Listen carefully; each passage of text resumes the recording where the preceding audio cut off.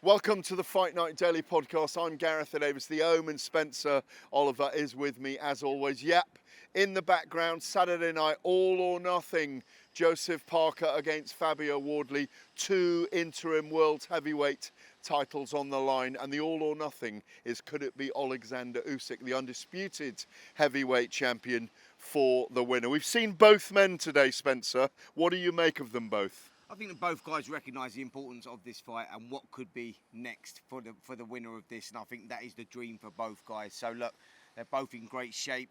They're both in great form, you know, mentally, physically. Yeah, I liked it. I didn't get anything that I didn't expect from both guys, if I'm totally honest. They're both cool, calm customers. They both know what they're going into, and I think that Saturday night we're going to see an explosive fight. Spot on as always. 2 very relaxed men. Well, here was Fabio Wardley on drive with Goldstein and Bent. Oi, hello boys, how we doing? We're good, mate. We're good. Did you like the way I just made Adam and Benty both shut up because I knew that you were ready? Yeah, you knew I was here as well. You knew I was here waiting. You were just setting them up. We were watching you in the last ad break. We were watching you live on Sky, and Benty was like, "There's no way he's going to be ready for our show." But did you cut them short so you could come on with us? Yeah, of course. They said, "Oh, Andy and Benty's on." I said, "Look, cut immediately. I'm off. I've got to go." That's why we love you, Fabio. Listen, thanks so much for coming on. Adam Smith just walked into the studio and we're just about to talk about your fight. And my first question to him was going to be, I feel this is one of those fights where I would imagine in your mind, realistically, you don't think you're the favourite. But I think because you've got a much stronger punch, I think this could go either way. Do you feel it's evenly matched now? Or do you still feel you're the underdog? Nah, like public perception, outward looking, bookies and all of that. Look, they all have me as the underdog in this, which is, I think, quite refreshing for me, to be honest. I think it's been a long time where I've been kind of on I've been on that end of the stick. So yeah, look, it's pressure off for me. I know myself, I know my skills, I know my abilities. I've done my study, and I know where Joe's got his weak points, and I'm looking to exploit those on Saturday night. Fabio, I've got to ask you, how much did you learn from that Justice Hooney fight? Because again, it was probably one of his best performances in terms of the way he boxed, and you probably found it probably your most challenging fight, but then of course you just demonstrated that power that you've got. How much confidence did you take from that? Yeah, look, it was. Justice Hooney is a great boxer and a very clean boxer across the board. He's got very clear skills, good hands and feet, good movement. So he poses a lot of problems for me, and I'm sure a bunch of heavyweights that he's going to come up against. It just so happened, unluckily for me, I had to be the first one he chose to use all those skills on and try and display them. But yeah, look, on the night, it proved some different problems and different challenges. But I've said in the build-up to this, actually, looking back, it's done me the world of good because, say, look, I went through that fight, knocked him out in a round or two, got my hand raised, all great in the moment. But actually, going through a tougher fight, more challenging opponent, someone who exposes some flaws in me, gives me a chance afterwards to sit down with the team and go, actually, you know what, we need to clean up X, Y, Z in my game. Which takes me into this Joseph Parker fight, a well more rounded fighter with more skills. Fabio, it's Adam here. Hi. Really excited about the fight at the weekend. Hello, mate. Hi. Do you believe that because of those rounds against Justice Hooney and the activity as well going into this, you know, Joe hasn't had many rounds in the past couple of years. Do you think that's a real advantage for you to get set straight away? Yeah, this is the thing. I think this probably adds to why the fight is so intriguing, because there is different points on both sides, and the most common thing obviously is Joe and his experience, but ultimately there's been a large period of inactivity for him, and we know, as you, especially as a boxing fan, know how dangerous that can be. I wasn't fighting that long ago. A Portman Road fight wasn't, in boxing terms, wasn't that long ago. And I've been very consistent over the last few years of making sure I'm getting out regularly and in top level competitive fights. So look, I'm sharp as a razor. I'm ready to go. It looks like whoever wins this fight will get a shot at the title, will get a shot against Alexander Usyk. How difficult is it for you to put that at the back of your mind when you climb into the ring at the weekend? Yeah, look, it's a very obvious kind of carrot that's being dangled ahead of me and Joe. It is the fight. It's the biggest fight in boxing. For any heavyweight who has big aspirations and big goals, there's no other fight out there that you would want. So to know that's at the end of the road is Yeah, distracting, I guess, depending on how you want to look at it, but hugely motivating at the same time as well. Because, look, knowing how close you are to something just means I'm going to fight that much more, train that much harder, put everything, absolutely everything I've got in me on the line because I'm inches away from a world title shot. Fabio, how do you think this fight's going to go? And do you see similarities between Justice Hooney in the way that he boxes and the way that Joe Parker boxes? Not really. In terms of similarities between them two, there's nothing really distinct. Like, don't get me wrong, I did a whole camp preparing for Justice, and I've obviously just finished a whole camp preparing for Parker. In terms of like crossover, there's not too many. There are some points, but nothing really distinct. Parker's just a good fighter in of his own right. So, look, I've been paying attention to what he does, not focusing too much on the past, and that's where I'm keeping my focus. Fabio, you know the O2 well. You're well set with the big stages, having performed at Portman Road, and with, I guess, the slight underdog mentality, the pressure off your shoulders. Do you think we're going to see the very, very finest Fabio Wardley come Saturday night? Yeah, look, I couldn't really ask for a better prep. Obviously, going into the O2 as well, a venue I know very well. I think I've boxed there maybe 7, maybe 8 times, something like that. And considering I've had 20 fights, that's almost half of my career, which is actually crazy when you think about it. So it's a place I feel very familiar, very comfortable, very at home. I've had a very big night there in the past as well.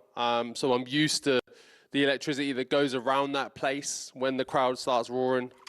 It's all going to feel very natural to me on the night. So, yeah, I'm very much looking forward to it. Was it a toss-up between there and Portman Road, but you thought you want to go somewhere where you know someone connected to Ipswich can win?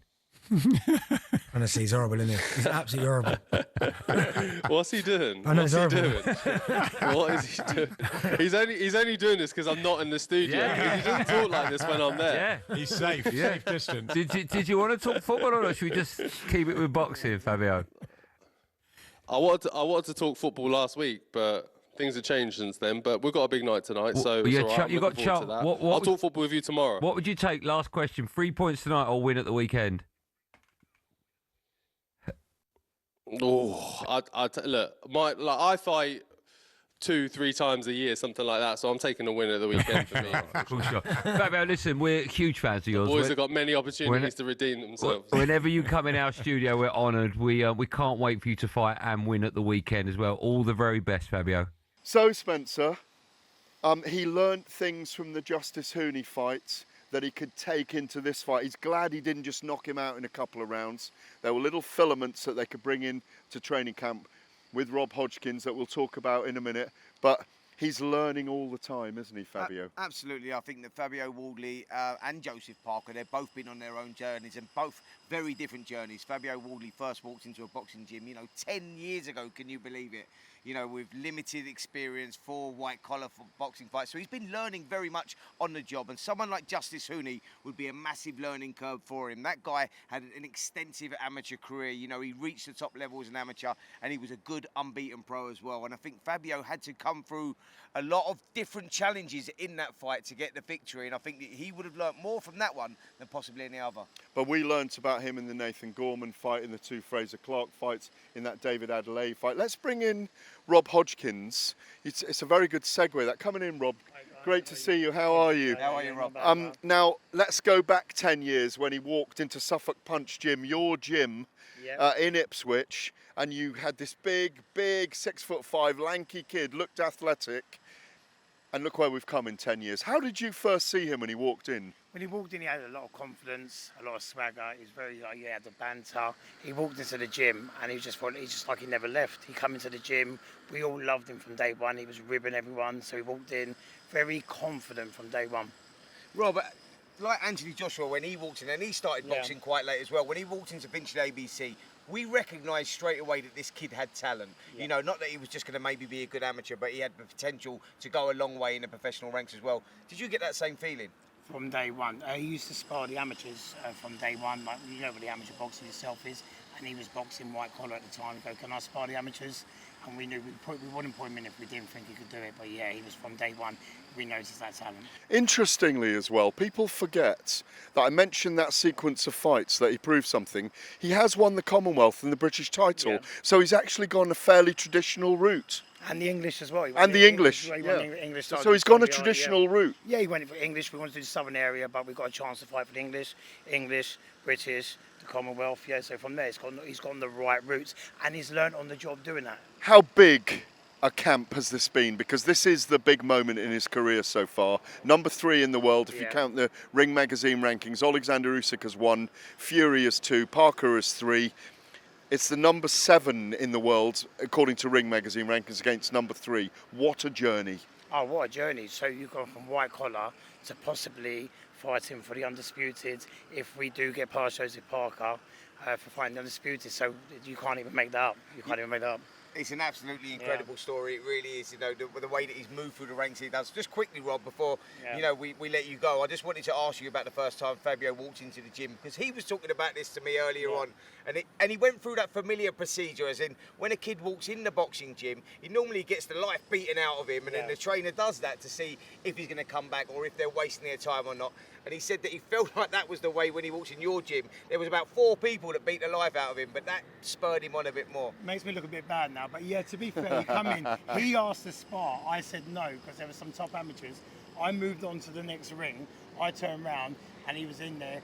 I would like to say hold his own, but it didn't work out like that. Yeah, Rob, thanks so much. It's great to have you on the podcast. We'll catch up with you later in the week. We're going to get Well done, Michael Rob. You've done a great Ofo job, mate. to join us. Who obviously, hi Michael, how are you? Mate? You well? The towering giant that is Michael Ofo. You've been his manager now for 6 years. Tell us about the journey from your perspective, aside from Rob, on picking this kid who came from white collar, who you've turned into an absolute, well, on the cusp of being a massive star in the sport. Yeah, I think Fab's always had great enthusiasm for the sport. He's always been willing to learn, and he's also always had a confidence. And I think from the first time we saw him spar and the countless rounds I saw him spar with Dillian over the years, he always had that just something about him that you know. The dog. When he gets it right, you know that he's going to be a problem. Do you think that sparring? Excuse me, Spence. Sorry, final question from me to Michael. Did you see when he was sparring with Dillian, and we know what Dillian was like for the last 10 years? Did you see the potential of a world champion in those sparring sessions with Dillian? Yeah, we're not going to invest our time and efforts into somebody that we don't believe from the get-go can go all the way. So it was just about providing with the right opportunities at the right time, and almost it's a sink or swim mentality. Are you going to sink or are you going to swim? And each time he swam. He swims a channel every time, doesn't he? Really? Yeah, Michael, I love the fact that you scout around these gyms and you're looking to unearth these talents, and you find these, you find these hidden gems. Yeah. And he was certainly one of those, weren't he, Fabio? Like he said that he come from a footballing background and he lived a normal life that a 17-year-old kid would live, going out, partying, trying to find his way, trying to find direction in life, discipline in life, and he fell into the boxing. But you've been a big part of that journey and a big part of, getting him them opportunities, and that is important. Yeah, it's all about the intent, and like you said, what are they doing outside of the ring? How do they dedicate themselves to the sport? What is their approach in life? What is their mentality towards success? And all of those things sort of merge together with Fabio. He's a very intelligent person. Yeah. But when you see him fight, you see a focus. When you see him spar, you see a focus. And I think the key element is, are you willing to sacrifice everything for your goals and your ambitions? And at every turn, I think he's been a complete professional. And look, he's with these guys, he's not their friends, he's friendly. And that's a very big difference between being friendly and somebody's friend. And on Saturday night, it's going to be amazing. Michael, you couldn't have even realised the carrot that was being dangled here. Alexander Usyk, if you could have rewound 3 years, you go back to Nathan Gorman when he picks up the British title, 2022, and you go, actually, we never even heard of this kid, and all of a sudden, boom, he's come on the scene. Yeah, it looks like thrilling fight as well, wasn't Absolutely. Like, he was an underdog going into that fight. He was always the underdog. Was the favourite, and you go, the way he turned Nathan Gorman over and knocked him out inside 3 rounds, the way that he did, you go, you know what, this kid might have something, but who would have ever thought he's on the cusp, one victory away from not just beating Joseph Parker, but boxing and challenging the greatest fighter of this modern era. Yeah, it's an amazing time, and again, nobody could have predicted it 3 years ago, but here we are. Obviously, we still got Joseph Parker to get through, and I think Fabio gets through that with flying colours, and then it's Usyk. And Fabio's got the power, and he's got the speed, and I honestly think he's got the grit to cause an upset. Great timing, Michael, because let's speak to Joseph Parker, who caught up with me and Spencer earlier on. In the last 48 hours, Alexander Usyk has come out and said that he's going to fight till he's 41, which for you, yeah, there you go, that's what I mean. Listen, is that really good news? Is that really good news that you are going to get your fight with Alexander Usyk? No matter what, like, it depends. If Usyk wants that fight, if Usyk wants the winner of this fight, he'll take it. But everything's up to Usyk. So no matter what anyone says about promising the undisputed unification bout next, that doesn't matter. It's up to Usyk. This fight is billed all or nothing, and the winner supposedly is meant to box Alexander Usyk with your positions with the WBO interim champion, WBA interim on the line as well. Does that give you extra incentive, extra motivation, or is it just all about being active? Because Wardley's a dangerous guy, he's proven. He is. He's dangerous, and he carries his power from the first round to the later rounds. But the goal is to be champion of the world. But now I just want to be involved in big fights and put on the best display that I can put on. I know that if I go out there and put on what I know I can put on, I'll beat every heavyweight out there. Well, Joseph Parker there as well. You said cool, calm and collected, both of them. They really are. It's the beginning of fight week. Joseph Parker saying he's not underestimating Fabio Wardley in any shape or form. Every minute of every second of every round is going to have to be switched on. Absolutely, I reckon he recognised that, and I think that the fight that he would really have recognised that from was that last fight at Portman Road against Justice Hooney, where you go, you know, he was losing round after round and he was slowly, systematically getting beaten up, and that soul really being stolen from him. But he didn't lose hope, he didn't lose the will to win, and he turned it around in the 10th round with that big right hand. And so you've always got to be on the ball with someone like Fabio Wardley, and I think that Parker's experienced enough now, and he's worked his arse off to get to where he's got to, and he don't want to lose it at the final hurdle, so he knows he's got to be switched on for 3 minutes of each round against Wardley. Well, we're going to say goodbye for now. Me and Spencer are about to swim over to the O2 Arena and back, because we're back on this side of the Thames tomorrow for the workouts. We look forward to seeing you then. You've been watching me and him on the Fight Night Daily Podcast.